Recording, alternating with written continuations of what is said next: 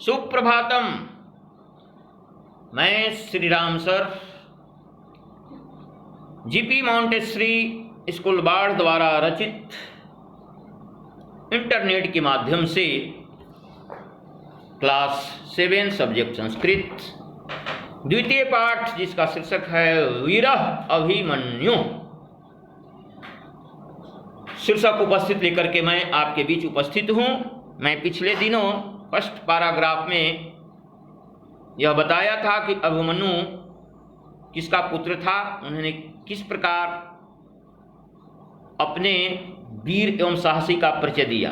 ये अर्जुन का पुत्र अभिमन्यु था जी।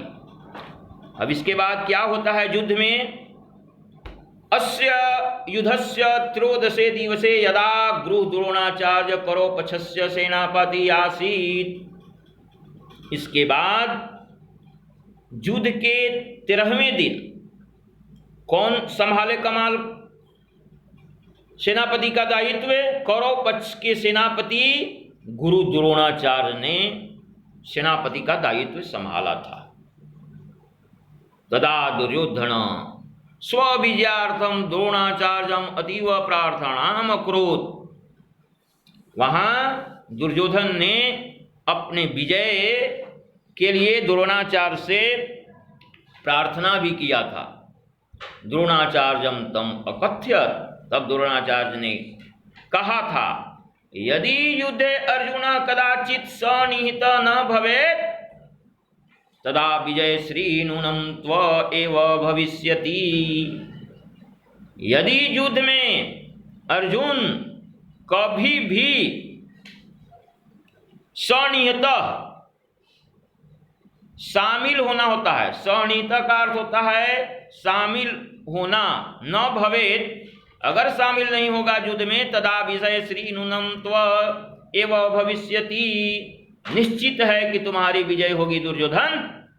इदम श्रुत्वा दुर्योधन, यह सुन करके दुर्योधन स्वपक्षीय संस्पतक नाम कह वीरम आयु अकथ्यत, अपने पक्ष के संसप्तक नाम के वीर से कहा, तुम अर्जुनम युद्धाय आह्यूय अन्यत्र दूरम नीत्वा गच्छ। तुम अर्जुन से युद्ध आहुय मने बुला करके और अन्यत्र मने दूसरे जगह ले जा करके नीत्वा गच्छ छोड़ दो। स तथैव अकरोत्, वह इसी प्रकार किया। अयमेव समय इति निश्चित्वा द्रोणाचार्य चक्रव्यूहम रचितवान्। इस प्रकार समय के बीतते गया और द्रोणाचार्य ने अपने निश्चित समय पर चक्रव्यूह की रचना की।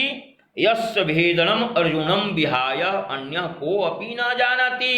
इस भेदना को, चक्रव्यूह को अर्जुन के अलावा और कोई नहीं जान सकता था। चक्रव्यूहस्य रचनां ज्ञात्वा महाराज युधिष्ठिर अतीव व्याकुलो अभवत्। चक्रव्यूह की इस प्रकार रचकर जब द्रोणाचार्य चक्रव्यूह की रचना किए, इसको जानकर महाराज युधिष्ठिर, सबसे बड़े भाई थे पांडवों में, बहुत व्याकुल हो गए।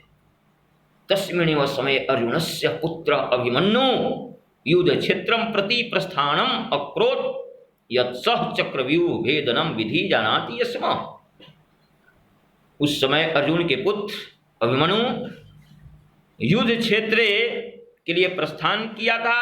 यत्र सः चक्रव्यूह भेदनम विधि जानाति अस्म।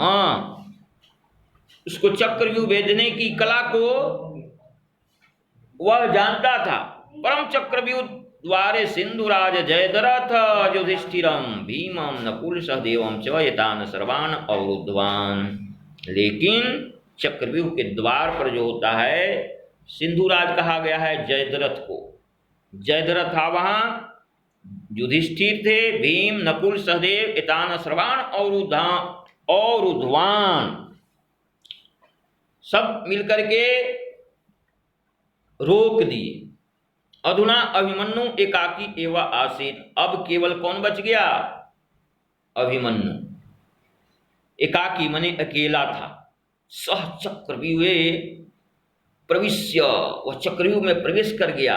अभिमन्यु पराक्रमेण युद्धम कृत्वा बहवः वीरान अहनत, अपनी कुशलता पूर्वक युद्ध, चक्रव्यूह के भेद जो जानता था उसको वीरता पूर्वक युद्ध किया। बहवः वीरान अहनत, और कितने वीरों को लहूलुहान कर दिया, मार दिया। अन्ते द्रोण, कृप, कर्ण, अश्वत्थामा, बृहद बल कृतवर्मा आदि सप्त योधा मिलित्वा अभिमन्युं निःशस्त्रं कृत्वा तम एकाकिनं हतवन्त। अंत में द्रोणाचार्य ने, कृपाचार्य ने, कर्ण ने, अश्वत्थामा ने, ये सब बाहुबली मिलकर के, कृतवर्मा ने आदि 7 योद्धा थे जी, मिल करके अभिमन्यु को निशस्त्रम, शस्त्र रहित कर दिया। तम एकाकिनम हतवंत, इस प्रकार जब बेचारा शस्त्र रहित हो गया अभिमन्यु, तब तो निश्चित है कि मारा जाएगा। हतवंत, बेचारा मारा गया। हाधिक अभिमन्यु वीर गतिम लब्ध्वा अमरः अभवत्। इस प्रकार अभिमन्यु ने कितने वीरों को परास्त करके, वीर गति को प्राप्त कर, अंत में अभिमन्यु अपने वीर गति को प्राप्त करके, लब्ध्वा, प्राप्त करके, जो वीर गति को प्राप्त करता है वह अमर हो जाता है मेरे भाई। तो अभिमन्यु वीर गति को प्राप्त करके अमर हो गया। इस प्रकार वीरः अभिमन्यु शीर्षक पाठ यहीं पर समाप्त होता है। धन्यवाद।